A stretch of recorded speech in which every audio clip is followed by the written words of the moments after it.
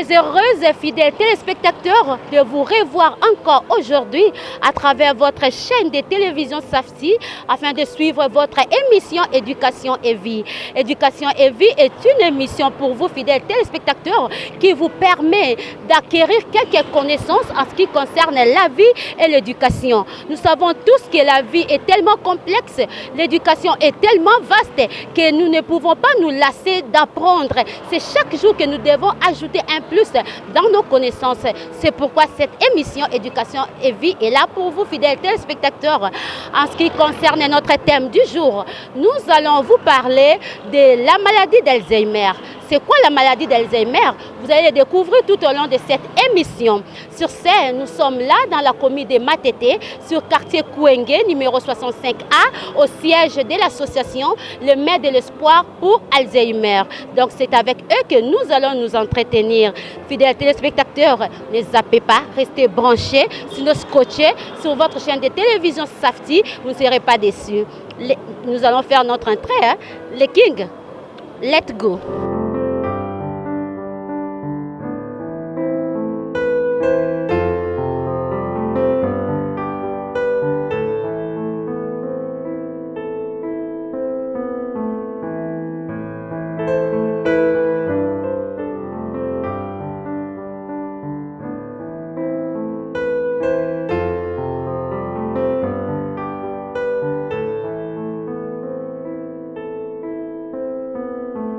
Oui, fidèles téléspectateurs de Safti Télévision, nous sommes là bel et bien au siège de l'association MTA, le Maire de l'Espoir pour Alzheimer. Nous sommes là avec l'un des responsables de cette association. C'est avec lui que nous allons nous entretenir. Bonjour monsieur. Bonjour madame. Si vous pouvez déjà vous présenter afin que nos téléspectateurs puissent vous connaître. Ok, merci beaucoup madame. Nous vous présentons d'abord, soyez la bienvenue. Hein? Merci. Oui. Moi, c'est Dr Patrick Ngimbi. Je suis médecin et je suis chargé de recherche et de formation au sein de notre association Le Maire de l'Espoir pour Alzheimer. Voilà. Oui, merci beaucoup docteur Patrick. Là, nous sommes, comme je venais de dire, nous sommes là au siège de l'association, mais là, nous voulons vous parler de la maladie d'Alzheimer. Nous voulons savoir, c'est quoi la maladie d'Alzheimer? Ok, madame. La maladie d'Alzheimer, en fait, c'est une forme de démence et c'est une maladie dégénérative. Qui dit maladie dégénérative, c'est une maladie qui... il y a une altération, une dégradation en fait des cellules du cerveau, donc ce qu'on appelle les neurones. Et cette maladie, ça vient avec l'âge et on le voit souvent aux alentours de 65 ans ou plus que nous observons cette maladie d'Alzheimer au sein de la population. Mais seulement, il y a aussi une forme d'apparition précoce. Donc nous notons aussi une forme d'apparition précoce de la maladie. C'est généralement aux alentours, en fait, on peut noter aussi, on a vu de gens qui font l'Alzheimer en moins de 65 ans d'âge. Donc voilà un peu ce qui est comme définition pour la maladie d'Alzheimer. Oui, merci beaucoup, docteur. Nous voulons que toute personne puisse bien nous saisir sur ce que nous voulons dire en ce qui concerne l'Alzheimer. Là, vous nous avez donné une définition vraiment trop scientifique, si je pourrais dire. Mais si vous voyez que l'imbo qui est pour nous doit comprendre, nous avons vraiment au besoin de la maîtrise parce que c'est une maladie un peu compliquée, je pense. Donc, si vous voyez que l'imbo Alzheimer est un pour tout ce qu'on appelle ça, nous comprendre. Ok, merci beaucoup maman journaliste à Motuna Nayo. En fait, la maladie d'Alzheimer, pour comprendre une maladie d'Alzheimer, il faut comprendre l'organe ou le cerveau. Hein? Parce que le cerveau est l'organe noble de l'organisme. Et c'est le cerveau en fait qui joue le rôle de la régulation et la mémoire et la mouture. Hein? Donc, tout ce qui concerne la mémoire d'une personne, tout ce qui concerne la régulation, la réflexion d'une personne, le cerveau ne joue par exemple parmi les fonctions, le rôle, il y a le cerveau. Et maintenant, une fois que le cerveau est atteint, donc c'est-à-dire les cellules nerveuses atteintes, toko observer na perte ya mémoire. Hein, généralement, c'est qu'on dit. Donc, il y a au fur et à mesure que les cellules, il y a cerveau, ils ont évolué avec l'âge. C'est au fur et à mesure que les cellules vieillissent. Et quand les cellules sont en train de vieillir, même ma fonction, il y a cellules, ils ont perdre en fait. Donc, ce qui fait que il y a une dégénérescence. Dans la dégénérescence du cerveau, la dégénérescence des cellules du cerveau qui nous vont entraîner le déclenchement à Alzheimer. Ok, merci beaucoup, docteur. Maintenant, qu'est-ce qui est à la base de cette maladie? Tout le monde qui est bien, bien, cerveau ne fonctionne très bien, mais arrivé à un certain âge, à une maladie d'Alzheimer. Tout le monde cause, ok, merci beaucoup. Par rapport, il y a les causes de la maladie d'Alzheimer.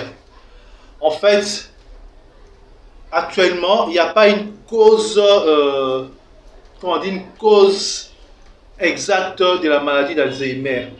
Mais on voit plus facteurs de risque. Hein? Nous avons deux grands groupes de facteurs de risque.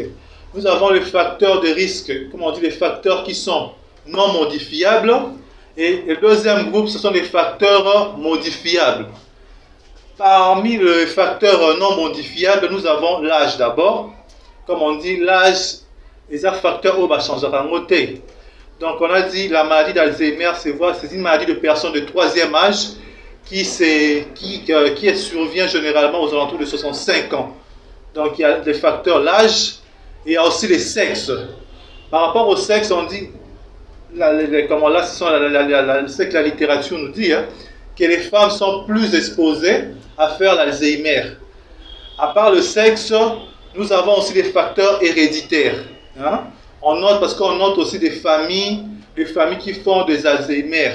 Donc, si dans une famille, il y a un arrière-grand-parent qui a fait un Alzheimer, il y a plus de chances dans cette famille que dans la génération future que quelqu'un puisse développer aussi une maladie d'Alzheimer. Et aussi, il y a aussi ce qu'on appelle les facteurs génétiques. Les facteurs génétiques, vous voyez, avec l'évolution de la science, l'évolution de la médecine, on a déjà détecté un gène qui est responsable en fait de cette maladie d'Alzheimer. Donc il y a des gens qui sont prédisposés, ils portent déjà ces gènes-là, donc ils sont prédisposés à faire la maladie d'Alzheimer. Là, c'était le groupe de facteurs non modifiables. Et dans le deuxième groupe, nous avons des facteurs modifiables. Parmi les facteurs modifiables, nous avons ce qu'on appelle l'éducation et le style de vie, donc le mode de vie. Parce que ce sont des choses qu'on peut changer. Hein? Par rapport à l'éducation, en fait, toujours je dis par rapport à la littérature, par rapport aux scientifiques, par rapport à la recherche. Les chercheurs, en fait, nous ont prouvé que ils ont fait un lien, en fait, entre la survenue de la maladie d'Alzheimer et le niveau d'éducation. Donc ici, on dit les personnes, les gens qui ont fait des études de longue date ou bien de longues années, ils sont moins exposés à faire l'Alzheimer. Hein?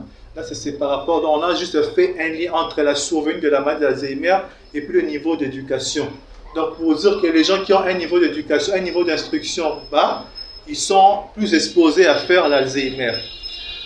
Et on a dit encore, il y a encore le style de vie, le mode de vie. Le mode de vie, il y a beaucoup de choses. Dans le mode de vie, nous avons nos habitudes, surtout l'alimentation, je peux dire. Hein? Parce que nous, personnellement, surtout nous les Congolais, nous ne sommes pas exigeants en ce qui concerne l'alimentation. Hein? Donc nous avons tendance à tout mettre dans la bouche, nous avons tendance à tout boire. Donc il faut comprendre aussi que le mode de vie peut aussi influencer aussi sur la survenue de la maladie d'Alzheimer. Et toujours dans les facteurs modifiables, il y a ce qu'on appelle aussi les facteurs de risque cardiovasculaire.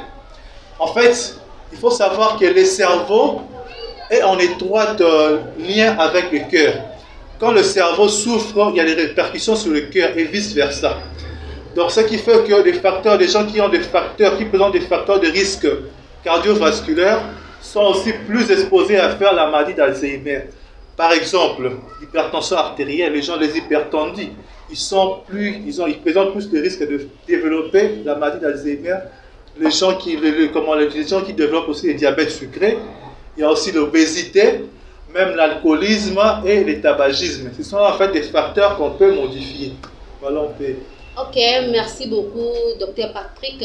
Nous avons compris en long et en large en ce qui concerne la maladie d'Alzheimer et puis quelles sont les causes. Maintenant, là, nous voulons savoir quels sont les symptômes. Comment reconnaître un malade de l'Alzheimer? Ok, bonne question, madame. En fait, par rapport... pour reconnaître en fait quelqu'un qui présente une maladie d'Alzheimer, donc le symptôme aussi, on peut le dire. En fait, nous avons beaucoup de symptômes, beaucoup de signes en fait dans cette maladie d'Alzheimer. Entre autres, nous avons la perte de mémoire.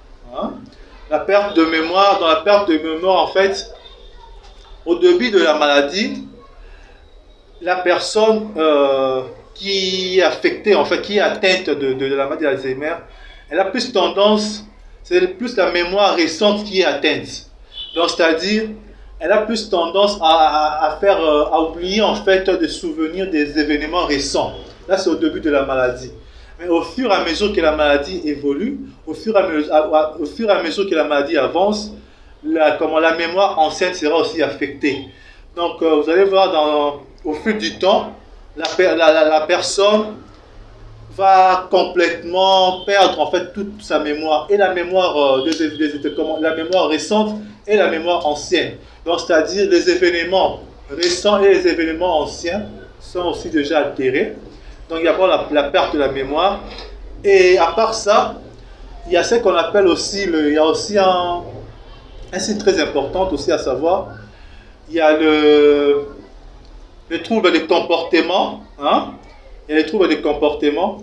La personne qui présente l'Alzheimer, il présente souvent ce qu'on appelle, il peut présenter une apathie. Donc, c'est-à-dire, qui n'attend, il est dans les humeurs. Souvent, il a la peur, il se présente, il tombe un tableau de peur. Souvent, il se fâche sans aucune raison apparente. Il n'y a pas une raison là. Et du coup, Asiliki, Akangi Kanda et tout, il y a les troubles du comportement et des humeurs. Et il y a aussi ce qu'on appelle des objets égarés, c'est-à-dire quoi? La personne qui est atteinte de la maladie d'Alzheimer, il a tendance en fait, ce qu'on appelle, il peut faire des arrangements en fait, des objets dans les endroits inappropriés. C'est-à-dire, tu peux retrouver une paire de chaussures dans le congélateur. Oui. Dans la personne qui est atteinte de la maladie d'Alzheimer, il prend une paire de chaussures, il peut garder ça dans un congélateur. Donc il fait des arrangements en fait des objets, mais dans des endroits inappropriés. Il y a ça. Et il y a aussi les troubles de langage. Et les troubles de langage, on observe aussi parce que la personne qui est atteinte de la maladie d'Alzheimer, il a la difficulté pour s'exprimer. Il a la difficulté pour s'exprimer et il y a généralement pour finir ces phrases ou bien ces mots, ils ont des difficultés. Ils placent des mots inappropriés. Parce que par exemple, on lui pose une question, au lieu de répondre à la question, il répond à une autre question, il place des mots inappropriés.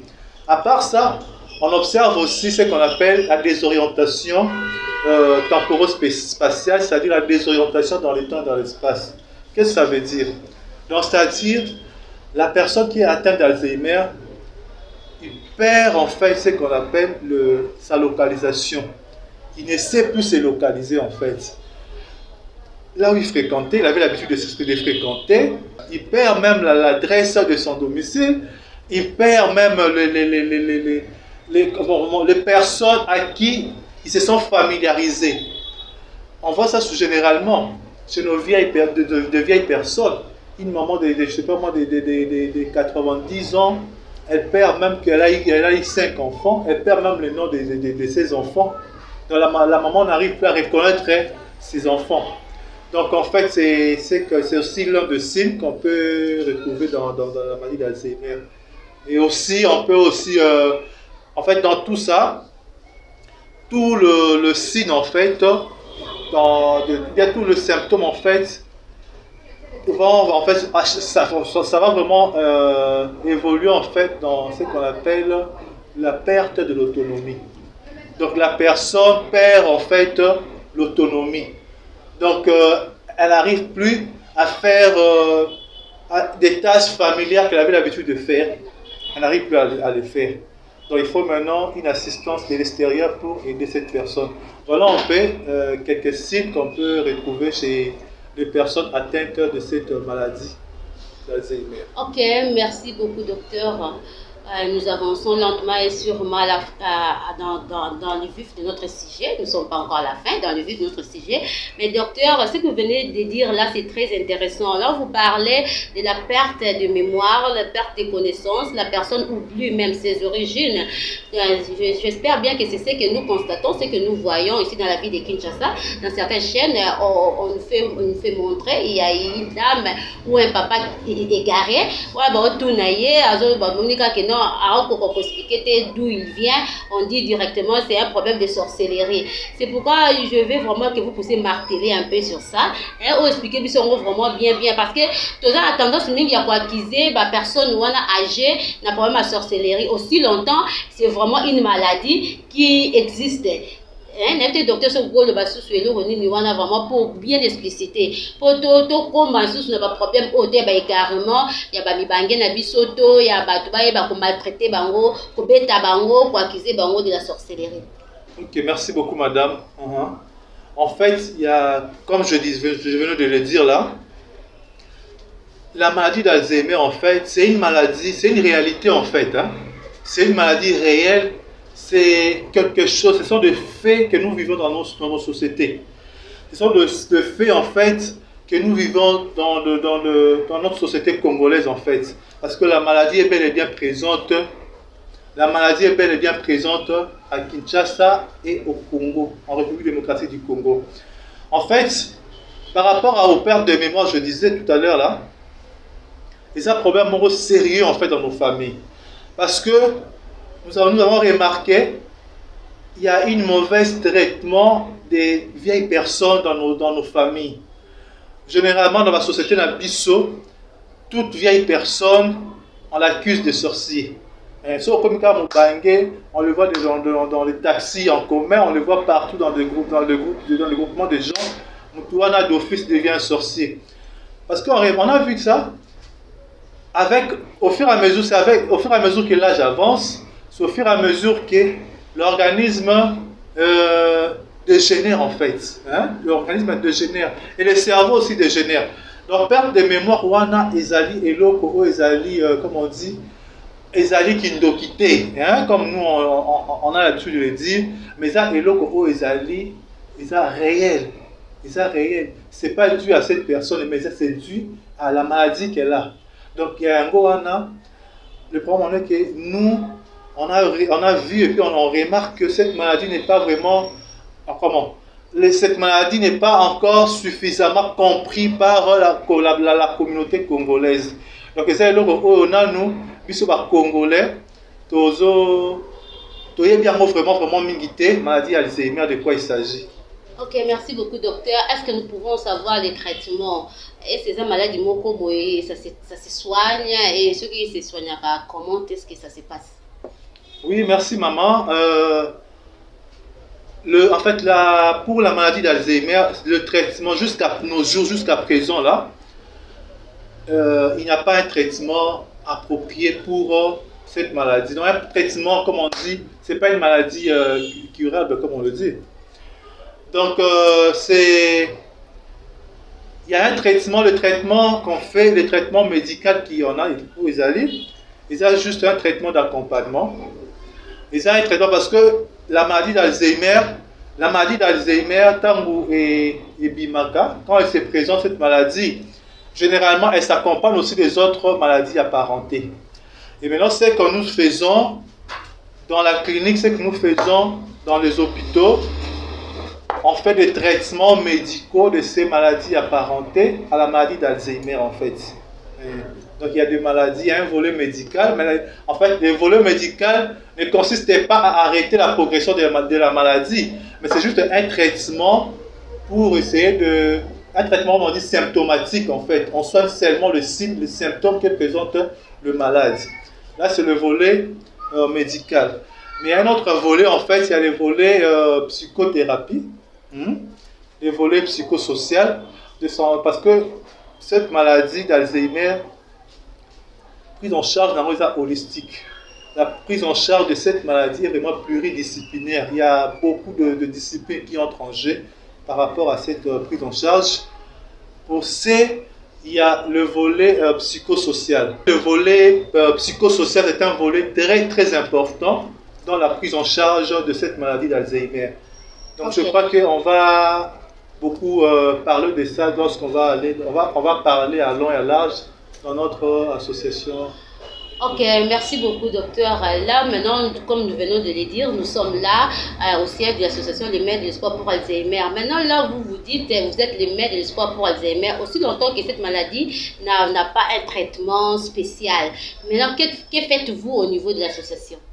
Merci beaucoup, maman journaliste.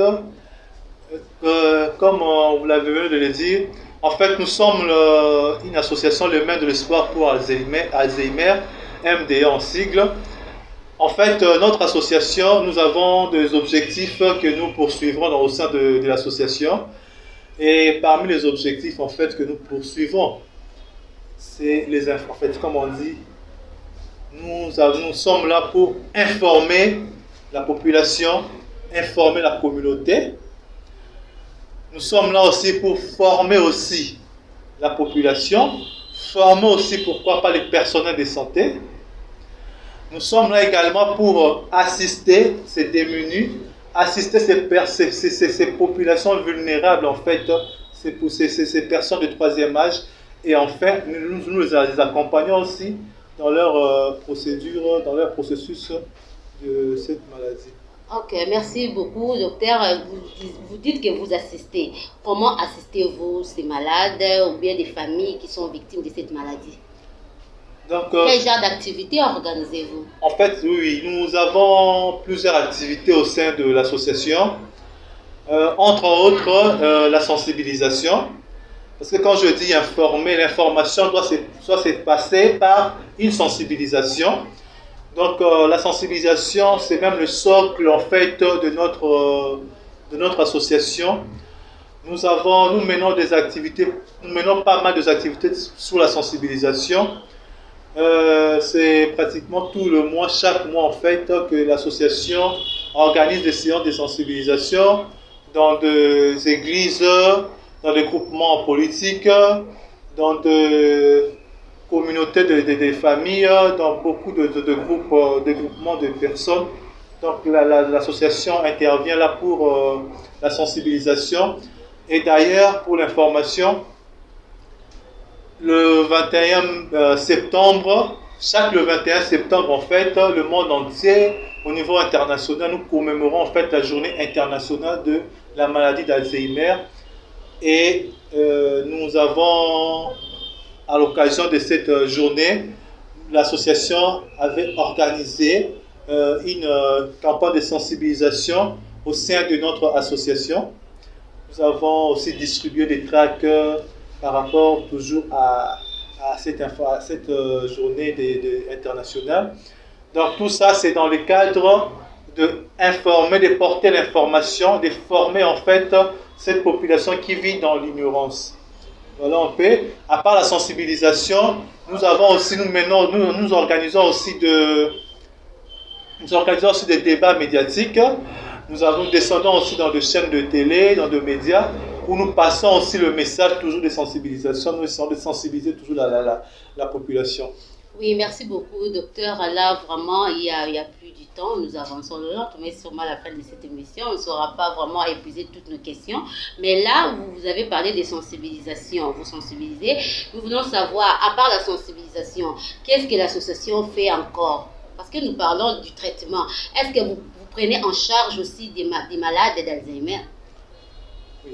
à part la sensibilisation, en fait, l'association, comme on a dit dans nos objectifs tout à l'heure, nous accompagnons en fait ces personnes. Nous accompagnons par quoi en fait? Ces accompagnements, c'est fait par quoi?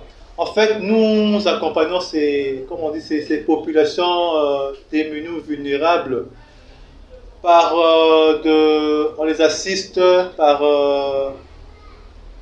de petits,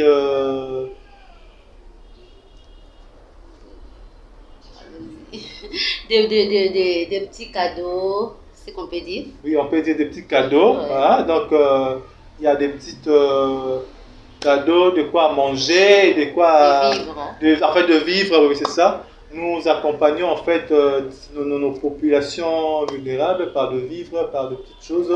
Mais seulement que, oui.